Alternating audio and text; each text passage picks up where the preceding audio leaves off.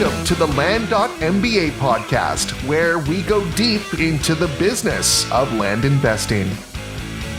Hey everybody, welcome to the Land.MBA podcast. We are extremely excited to have on our show a real star in the land investing community. I say that, I know that he is way too humble to admit to that, but the fact of the statistics speak for themselves. We are here with Mike Ferreira down in Florida. Mike has been in the land business full-time since 2015 and was doing it part-time before that. So he's just got a tremendous amount of experience and a wealth of experience on how to succeed in this and make a quality lifestyle from land. Even before that, he was an entrepreneur. He had a business buying and selling gold and silver. And so he was already in that kind of marketplace where you find people in a distressed situation, you buy their assets and resell it for a profit. So in some regards, we might say that he simply swapped out the product on the business model. But he's now he's killing it with a very good volume of deals. We'll get into that in the podcast. I'll let Mike talk about that himself. But the real focus here is that Mike is killing it because he doesn't shy away from any property. So things that we might think are a little bit scary about, he's probably in that market, and we're going to talk in much more depth about that. So Mike, so glad to have you here. Welcome to the podcast. Hey, great to be here, Howard. Dave. Mike, just so we can kind of get a baseline, you've been doing this for a long time. You're doing it full time. What kind of volume are you doing on a monthly basis? It varies, but I'd say generally between 10 and 20 deals a month.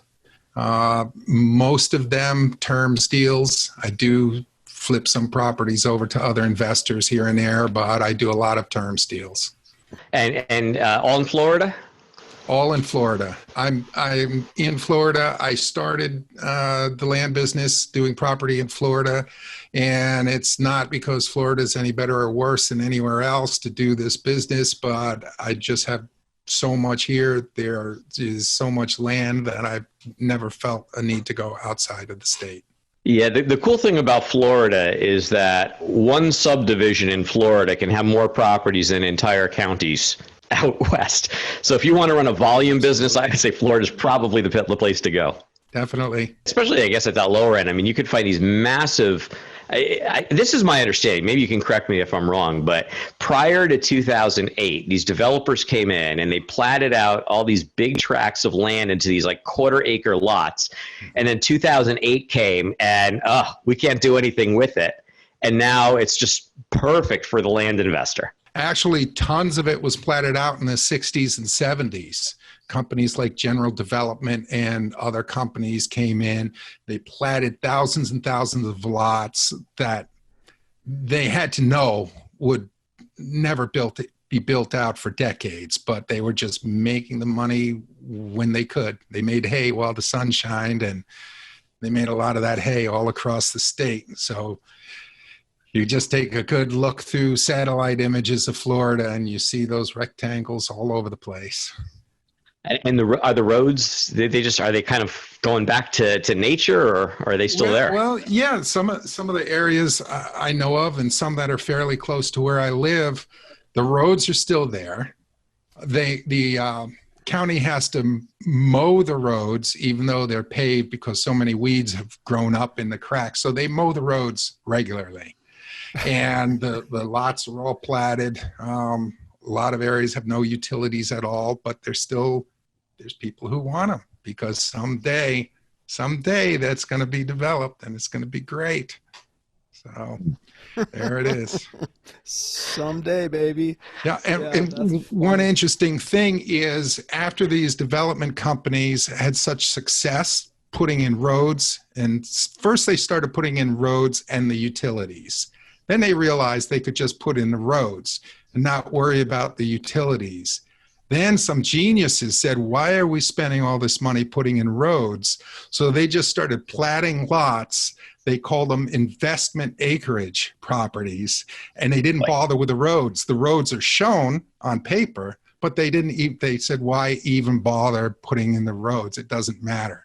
So there's plenty of areas in Florida where the roads are platted in there, but there's just nothing. They're just all marsh or grass. They've never been bladed, so they're inaccessible. They're inaccessible? Well, there's ways to access it, but if you want to call it inaccessible. You can rappel out of a helicopter. Yes, you can, or you can four-wheel there, or it's great for those who like to hike. So you were saying earlier that you are one of the things that's sort of unique about your business is you're just not afraid to go after the kind of lots that most people would shy away from. And I know that in my own case, the idea of all of these lots that are seemingly inaccessible, I might even shy away from. But I'm guessing, so you're not shying away from those? No. And I'll give you an example of how I really learned about this. A few years back, I bought a property from a lady, and it happened to be about an hour away from where I live. And it was 2.5 acres, but it was in an area I knew that tended to be wet at least part of the year. Some of the lots in this area were completely wet, some were partially wet, and it wasn't always crystal clear on the wetlands maps what that particular lot was going to be. So I gave her $225 for a 2.5 acre property. I happened to have an appointment down in that area at one time. So just for the heck of it, I thought, you know what, on my way back from the appointment, I'm going to stop by there and take a look. Why not? So I stopped by. It was on a dirt road way out in the middle of nowhere, and I stopped where the property was, and lo and behold, the entire 2.5 acre rectangle was completely submerged in at least 4 feet of water. Not a tree, nothing. A few reeds sticking out of the water, but it was just total marsh, completely. But there happened to be a tree in front of the property. I had the for sale sign in my car, so I figured, what the heck? I'm just going to nail this up. And I had a good laugh because I was thinking maybe I'll give this as a gag gift to a friend, who knows. I'm driving home up I-75 and my phone rings. And this guy goes, y'all still got that lot for sale on Catfish Road? And I said, well, yes, as a matter of fact, I do. And he says, well, how much is it? I want it. And I was kind of taken aback. I hadn't even thought about a price for this thing. So I just threw a number, like first number that came to me. I said, how about $3,000? He said, I'll take it. I got cash money. I want it right now. So I said, okay. And I said, so obviously you were there at the property because that's the only way you would have known I had it for sale. You must have seen the sign. Yep, I saw it. I said, okay. So I'm driving and he's still on the phone and my curiosity is killing me. I didn't care if I even lost the deal. I just had to ask the question. I said, if you don't mind me asking, why do you want this property? And he said, well, I used to go down to that area with my airboat and I'd drive around and them damn property owners, they'd call the sheriff's department and he'd come and he'd make me leave and I'd have to pack it up because it was private property. Well, now I'm going to go down there with my airboat, and when that deputy comes, I'm going to hold up the deed in one hand and my middle finger with the other hand and say, F you, this is my property. So that is where I really understood the concept that there is a pig for every barn. There is not a property that isn't a gem for somebody. Is it just me, or is it getting harder and harder to count on a job for our financial security? Who would have ever believed that we would go from the lowest unemployment in 50 years to 40 million people unemployed? Whether you have a great job and want to create a second income, or you're recently unemployed, you need to check out Land.MBA, your one-stop shop for land investors. Investing in vacant land is a proven business model that can help you build a reliable and scalable second income. Imagine a business where you love what you do. There's no limit on how much money you can make. You can operate your business from anywhere in the world with an internet connection. And best of all, you can never be fired or downsized. If this sounds good to you, Land.MBA provides everything you need to get your business up and running and delivering income quickly. You get education, an end-to-end video course and optional coaching to help you get started faster and turn your energy into income. You get tools so you can automate and outsource the busy work and stay super organized. You get access to a thriving community of like-minded investors, which is a powerful way to share best practices and develop potential partnerships for growing your business. And finally, you get access to deal financing, so you never have to pass on a great investment opportunity due to limited funds. Our team has over a decade of real estate investing experience and has the knowledge and experience you need to help navigate any investing scenario. And with Land.MBA, we hold nothing back. Because there are no upsells, you get access to all of our combined knowledge right out of the gate. So don't wait to provide your family with financial freedom. Sign up today for Land.MBA's Soup to Nuts Land Investing video course. Just go to courses.land.mba and use coupon code FREEDOM to get 25% off. That's courses.land.mba and coupon code FREEDOM. And let us help you say goodbye to your JOB and hello to financial freedom. You know, and if you're not that guy and that experience, how would you even able to imagine that that's the market you're going to sell it to? Yeah. I know. But it was great. And that became very clear to me that I can't discriminate against property. If I can buy it right, even if I buy something for a few $100, when am I going to lose? Worst case scenario, I'd lose a few $100. Who cares? You know, it's just, but it never happens. There's always somebody. Even if you sold it for, $350, on an ROI basis, that's pretty good. Yeah. Sorry, Dave. Yeah. I mean, that's the beauty of this business. Yeah, no, that's the beauty of this business. Even if you go, up the ladder a little bit in price, typically, if you're doing things right, you make your money on the buy, or you prevent loss on the buy. So, you buy it cheap enough when you're playing in that league. It's like, okay, one out of every 100. Oops, I just let it go. All right, fine, $250, whatever. It's the cost of doing business. Yeah, that's awesome. I love it. So not only is there a pig for every barn, but there's an airboat for every dock. There he is. Absolutely. No dock. Yeah. Maybe a dock fee, but no dock. Yes, what a treat. Exactly. Absolutely. That was $3,000 plus dock fee. Yeah. Well, actually, I recorded it for him, so I threw the dock fee in there for that.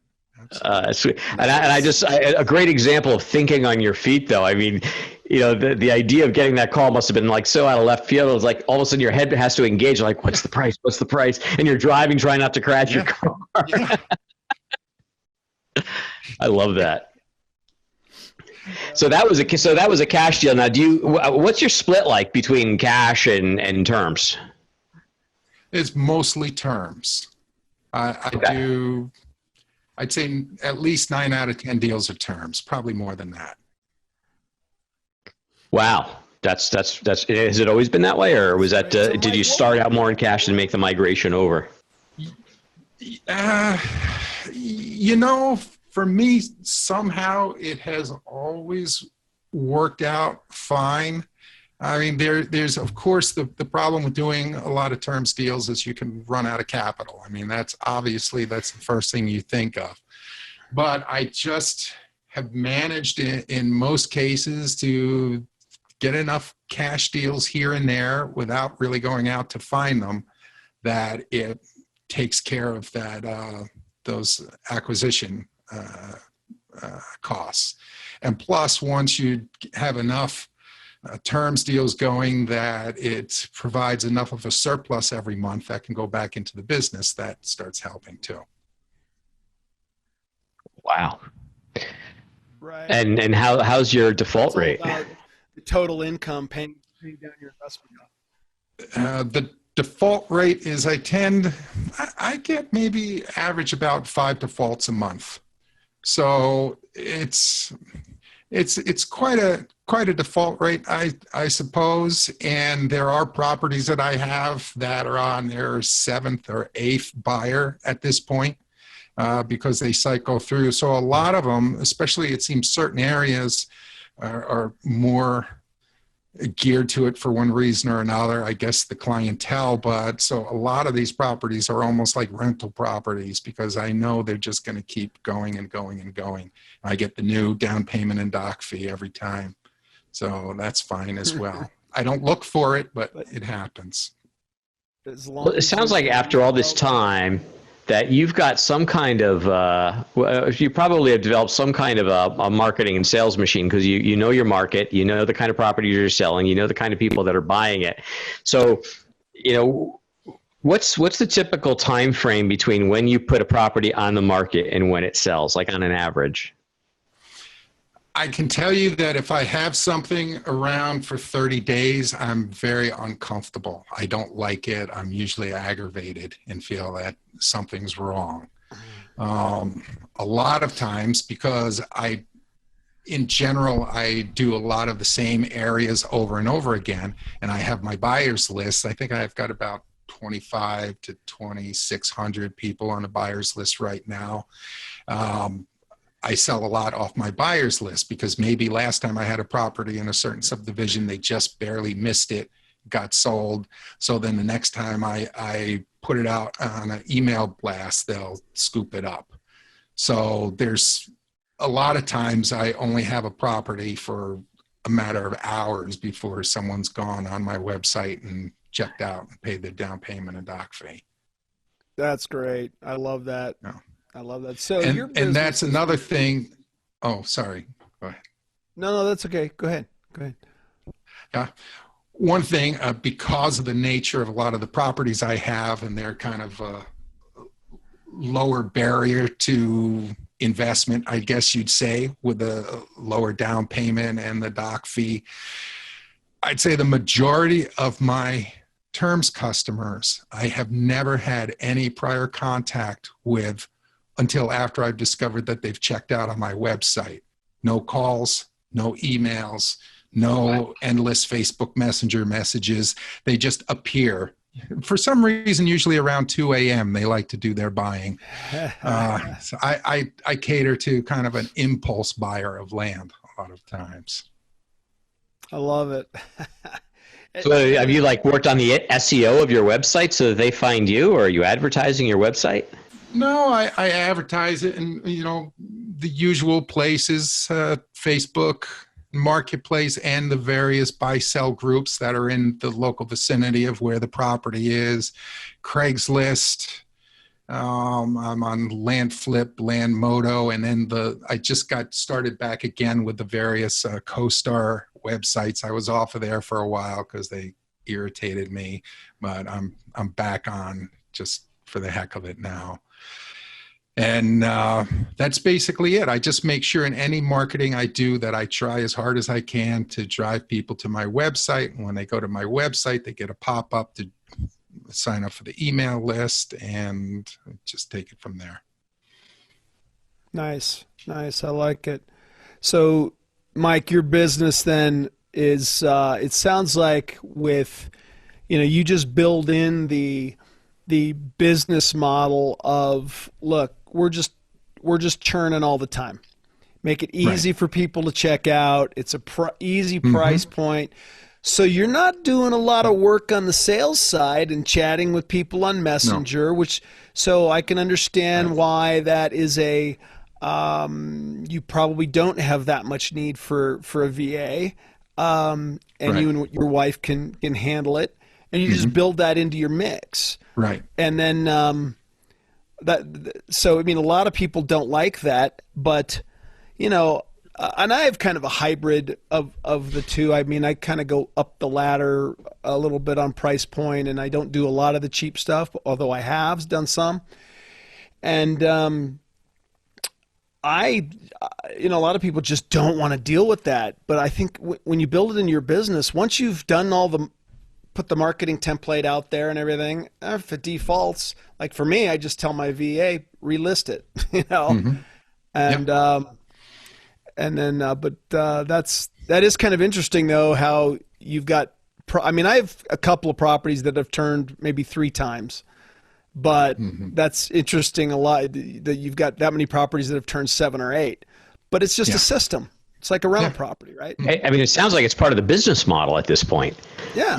Yeah, I never intended it for because really I don't like to see people lose the property. I really don't. And I try to work with people if they need me to work with them. I try within reason to work with people. I really do, because I just don't want to be that guy. But it's just the nature of my demographic that's what it is. They kind of get into something that maybe might not make the most financial sense for their particular situation at the time, and then it ends up not working out for them. Yeah. Well, and that demographic is kind of known for maybe not making wise financial choices. Yeah. But they don't care. It's like it's not like they care about their credit score. Right. Yeah. Exactly. So, Mike, give us an example of kind of average deals, like, some of these deals that you're doing, 99 down, 99 a month, on terms. Like, what are you paying for properties, and what would be that terms price, and what would you sell them for cash? Well, I have different categories of properties that I generally get involved in. I have some of the ones that for me are the nicer ones that maybe they'll cost me a couple $1,000, and they can go for $8,000-9,000. Something in those are the ones in an actual neighborhood where there's actual houses around, and maybe there's power and occasionally even water.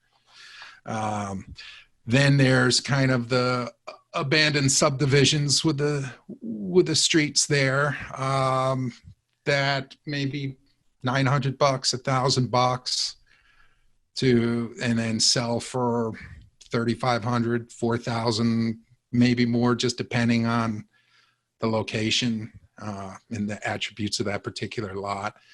Then there's other ones in the rural communities that maybe it'll be a mobile home lot. Those can be $1,600 to $2,300 and sell for $7,000 or $8,000 on terms. And then I've got the investment acreage lots, which can be, a couple acres I'll pay $300 and put them out for $3,500 to $4,000 on terms. I mean, those are the sweet ones, because the property taxes can be maybe $4 a year, or in some cases, the property taxes are so low that the tax collector just says, you know what, forget it. We're not even going to bother sending a bill. I've got some of those too. So those are nice, because then I don't have to worry about it.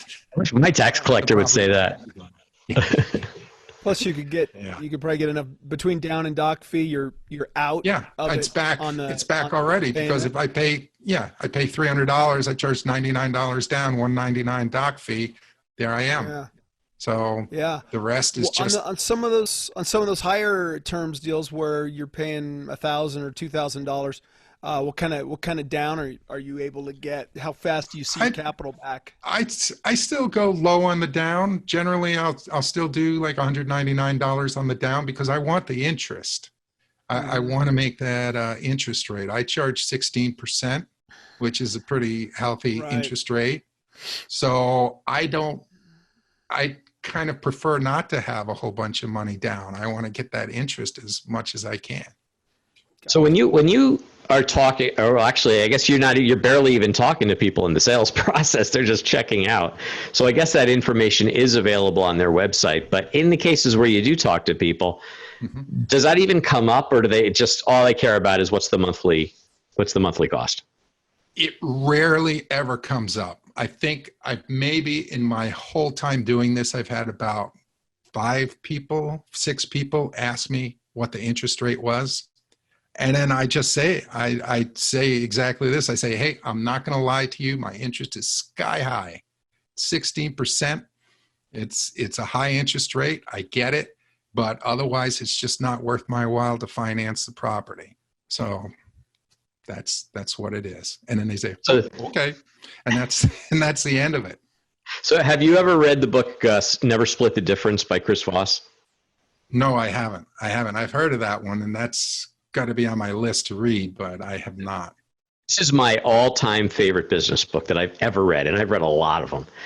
And I talk about it all the time, but you just use one of the techniques that he talks about, which is he calls it an accusation audit. Like if you're going to go into a conversation and you know that what you're going to present is just going to piss some people off, you just hit it right up front on your own and diffuse them before they can say one word about it.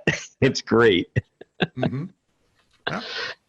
See, yeah, and that's basically how I am with the people who say, do you want to show me, when can you set up an appointment to show me the property?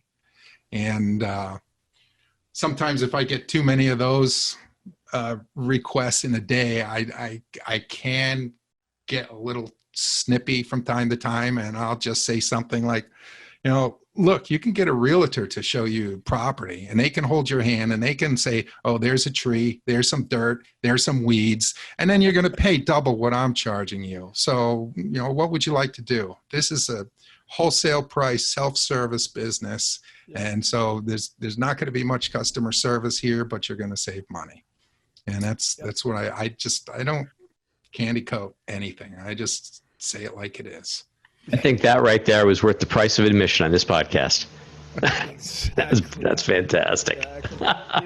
I have some properties, I do a lot out west and stuff in Colorado, and occasionally I'll have a property that's kind of hard to find, but I'm not going to drive 3.5 hours. I'm not going to go show properties, period. But some are kind of hard to find. So what I'll do, I offer something with the photographer that I'll use in that area. And I'll say, look, depending on how far, my photographer will guide you for $150 to $200.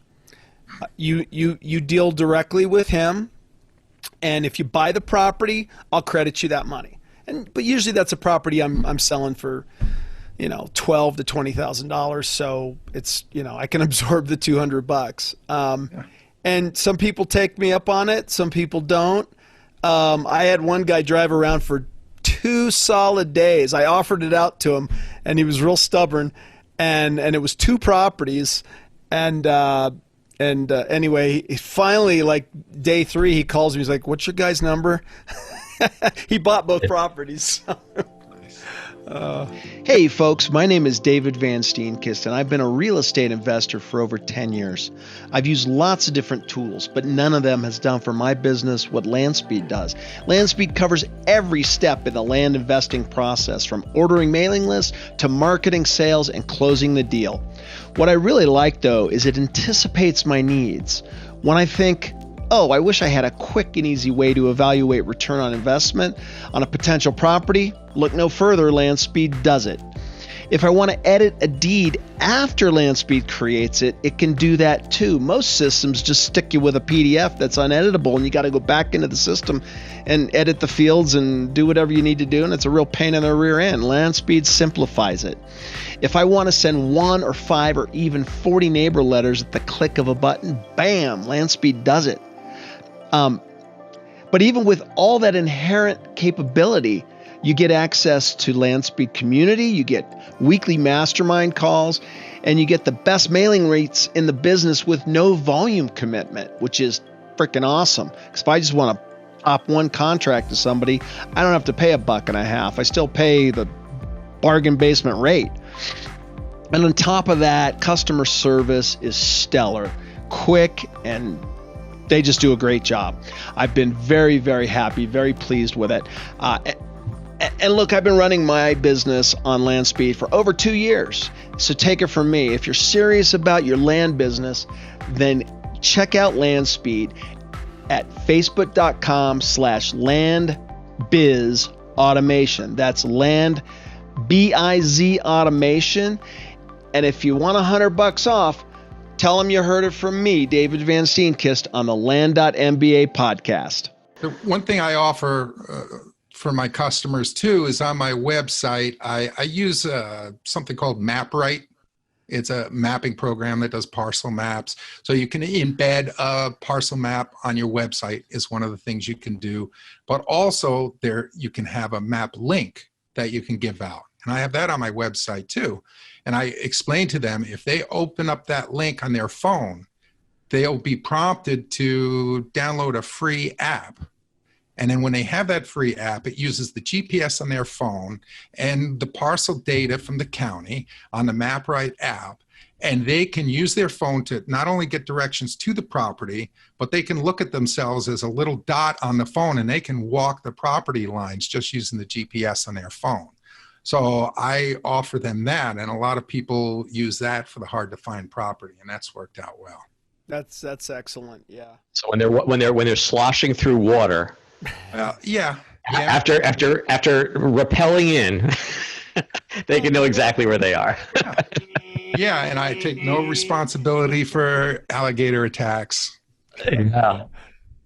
Oh my God! That's so awesome. I'm just fascinated because we had recently a great land investor, another Florida land investor, a guy named Roman Northcutt, who's totally killing it. Mm-hmm. And he's built a model where he's built a full-time staff, local, works, all together in the office, and has created immense leverage on his time. But basically, it's allowed him to create the leverage in his business, and that's his approach. I mean, that is very unusual, I think, in land business. Most land investors use VAs, but you can't come at it from the exact polar opposite perspective, where, if I understand this correctly, you don't even use VAs, let alone full-time staff. No, how does that work? VAs, no Pat Live, none of that stuff. I don't need it. It just, I don't get overwhelmed with the work. I would rather have relatively smooth systems in place. And my wife does help me as well. She was a CPA, so she does the handling of all the terms, customers, and she helps me with documents and such. But I handle it just fine. And one thing I do, which is a little weird, and I think probably definitely unique to my business, is on the buy side, when I am mailing and I'm acquiring property, I don't bother even getting involved with anything with the slightest bit of hair on it at all. I don't mail to LLCs. I don't mail to trusts. I don't even mail if I see like 4 or 5 people on a deed, on ownership. I won't mail to them, because I'm not going to chase down 5 different siblings like herding cats to get them to all sign the paperwork. It's a waste of my time. So I don't do it. I go for the easiest, low-hanging fruit, nothing weird at all. Just not going to clean up messes. I'm not going to try to have to collect a whole bunch of different affidavits or anything like that. I go for the simple stuff. Yeah, if you got plenty of volume out there to do it with, then why not filter those out of your list? Although I have to say, some of my best deals ever have come from LLCs. Mm-hmm. And they had very little hair. I've gotten 20 deals from one guy because he was a tax lien investor, but these are these were higher priced properties. Mm-hmm. But you know what? I mean, that's absolutely, it's not wrong, because you're doing a bang up job, man. So I love that you just kind of have your shtick and it's working and you're sticking to it. Yeah. What were some big aha things you got from the gold and silver business that you were able to bring over into land? The biggest one was that people are, as it may not appear that way if you go scrolling through Facebook and read some of the insane lunacy that's going on there, but I found that, first of all, people are generally trusting, because I knew people, you would think it's crazy that someone would take thousands of dollars of their precious metals that they've had maybe a good portion of their life, stick it in a box and mail it to some unknown person in Florida and hope that I send them a check. And it's, thank goodness for them that I was honest and transparent, and I actually did what I said I was going to do, because it's crazy. If you really think about it, it doesn't make it much sense. I grew up in New Jersey, and I wasn't wired to think that way at all. Not one bit. You'd think everybody's going to get over on you in a heartbeat. But in general, I find people are not that way. So that's why the way I translated that into my business is I don't use mobile notaries either. I don't use title companies. I self-close. When someone agrees to my offer, I email them the deed with instructions, hey, print this out, go to your bank, get it notarized, mail it to me. I'm going to record it. I use Simplifile. I'm going to record it. Once it's recorded, I'll mail you a check, which is a business check, not a certified check. And they say yes. And they do it, even though if you think about it, it's nuts to send some guy in Florida the deed to your property that you've owned since the 70s and just trust that he's going to send you a check. It's insane. But people do it. And again, I'm not going to rip them off. I want to protect my reputation and do the right thing. But it's crazy when you think about it, but it works. What do you do when they come back to you and they say, well, look, if I send you the deed, you've got my property. How do I know I'm going to get paid? I say, like I put in my email to them, I'm saying, I'm sorry, but this is the standard procedure. This is how I do it. That's great. And that's that. And you know what? If they're going to make me jump through hoops and go hire some mobile notary for $150, which irritates me just thinking about it, then I'll move on to the next one. There's plenty more people who want to sell their property to me. So, that's fine. Maybe I should start a business with anyone who displeases me and I don't buy their land. I can pass those deals to someone else. There you go. But it gets back to the market. I mean, you are in a market with enough buyers and enough sellers that you have confidence that you can move a property in 30 days or 45 if you had to. In other places, it takes longer to move the property. And so you're a little bit more reticent to give up a good customer. Right. I know that I would get that question quite a bit.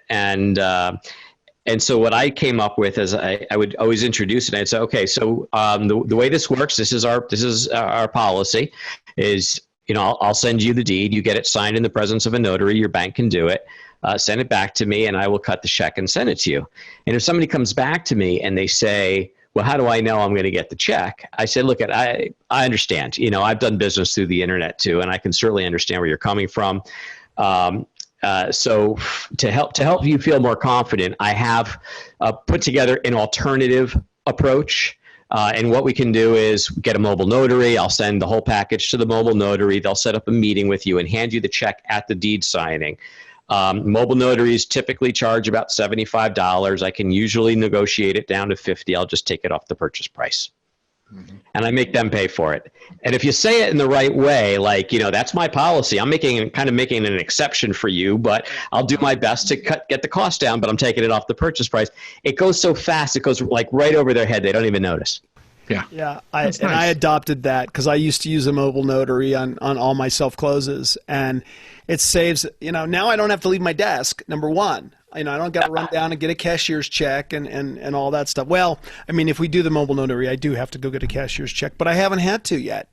Now, although I'll tell you, I have had properties where they were high dollar enough, and actually we ended up closing through title, but it was such a pain to get these. It was like elderly people to get them to sign and return the deal. I had to actually send a mobile notary out with the purchase agreement.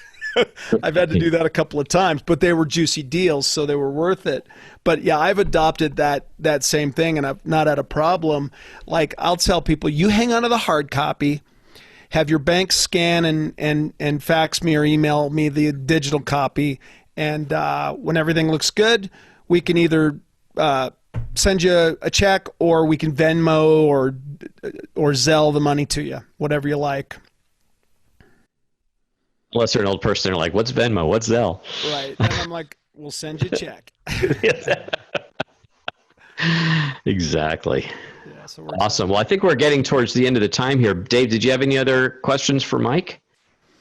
No, it's been very, very eye-opening, and Mike, it's you have and I've had a couple of conversations on the phone in the past, and you've always been really great to talk to and kind of share industry tidbits with each other, and but I wanted to just thank you for coming on and being an awesome guest, dude. It's been a pleasure. Thanks. My pleasure. Yeah. absolutely great to talk to people who are they know what they're doing. They're masters of their game, and they're kind of kicking it out of the park. So thanks for taking the time to be with us today. Thank you. All right. Good seeing you guys. Adios. Bye. We hope you enjoyed this episode, had a bit of fun, and walked away with some actionable insights that you can apply to your business. Dave and I have got some great content and interviews planned, so don't forget to rate and review, and of course subscribe to this podcast on iTunes, Google Play, Stitcher, or wherever you get your podcasts. If we mention any interesting links or tools, you'll find them in the show notes. To learn more about Land.MBA, visit our website at, wait for it, Land.MBA. See you next time on the Land.MBA podcast.